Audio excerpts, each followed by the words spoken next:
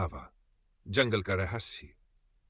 राज और उसके दोस्त एक ट्रैकिंग अभियान के लिए एक पुराने जंगल में गए थे जो रहस्यमयी घटनाओं के लिए कुख्यात था।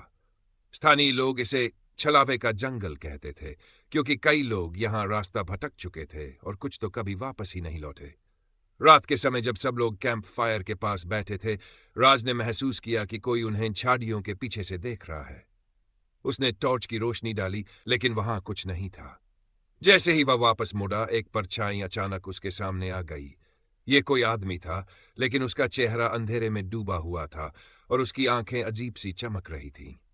राज घबरा गया और दोस्तों को बुलाने के लिए मुड़ा, लेकिन अब उसके सारे दोस्त गायब थे। पूरे जंगल में एक गूंजती हुई हंसी सुनाई देने लगी। राज का दिमाग सुन्न हो गया।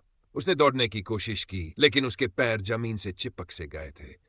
तभी एक फुसफुसाती आवाज उसके कानों में आई, तुम यहां से बच नहीं सकते। डर से कांपते हुए राज ने अपनी जेब से भगवान का ताबीज निकाला और जोर जोर से मंत्र बोलने लगा।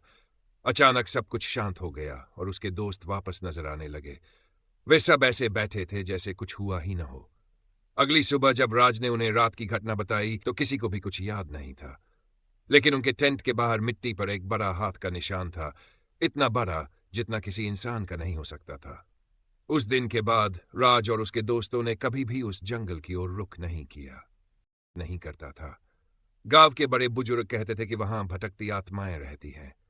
अर्जुन, नेहा, राहुल और सिम्मी, चार दोस्त जो रोमांच और रहस्यों के दीवाने थे, इस जंगल की सच्चाई जानने के लिए निकल पड़े। जंगल में कदम रखते ही एक अजीब ठंडक महसूस हुई।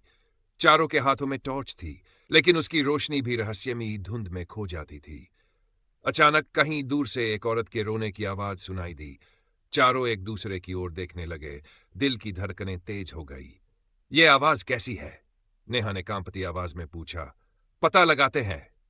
अर्जुन ने हिम्मत दिखाने की कोशिश की, लेकिन उसकी आवाज में भी डर था।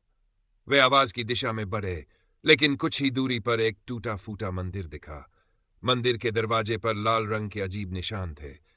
तभी घंटियां अपने आप बजने लगीं। भागवा चारों ने मंदिर में कदम रखा। अंदर एक पुरानी मूर्ति थी, लेकिन उसका चेहरा गायब था। दीवारों पर विचित्र चिन्ह बने थे, जैसे किसी अज्ञात भाषा में कुछ लिखा हो। अचानक पीछे से एक ठंडी हवा का झोंका आया और नेहा ने महसूस किया कि किसी ने उसके कंधे पर हाथ रखा था। वह चीख पड़ी।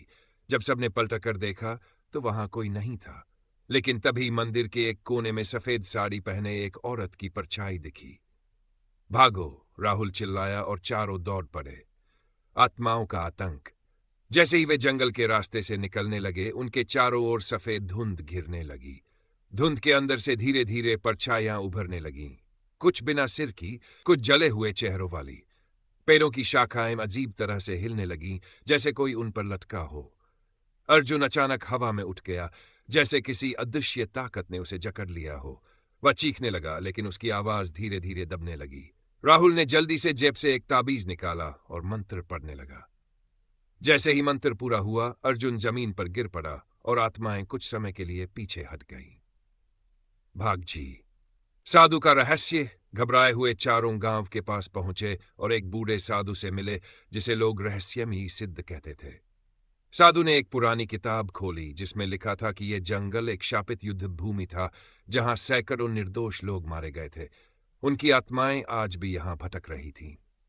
तुम लोग वहां दोबारा मत जाना, साधु ने चेतावनी दी। उनकी मुक्ति के लिए एक विशेष यज्ञ करना होगा, वरना वे हमेशा के लिए वहीं फांसे रहेंगे। भाग अंतिम लड़ाई। अर्जुन और उसके दोस्तों ने साधु की मदद से जंगल में यज्ञ शुरू किया। जैसे ही मंत्रों की ध्वनि गूंजने लगी, आत्माएं भयंकर रूप में प्रकट हुई। हवा में अजीब सी गूंज होने लगी, पेड़ हिलने लगे और अचानक एक काली छाया सामने आई। यह जंगल की सबसे खतरनाक आत्मा थी, जो सदियों से मुक्त होने का इंतजार कर रही थी। साधु ने हवन कुंड में विशेष जड़ी बूटियां डाली और मंत्रों का जाप तेज कर दिया। आग के चारों ओर नीली लौ उठने लगी और आत्माएं दर्दनाक चीखों के साथ जलने लगीं।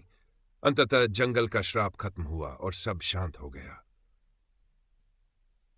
चारों दोस्त जब गांव लौटे तो सबने राहत की सांस ली, लेकिन अर्जुन को एक अजीब एहसास हुआ। उसकी जेब में वही ताबीज रखा था, लेकिन अब वह जल चुका था।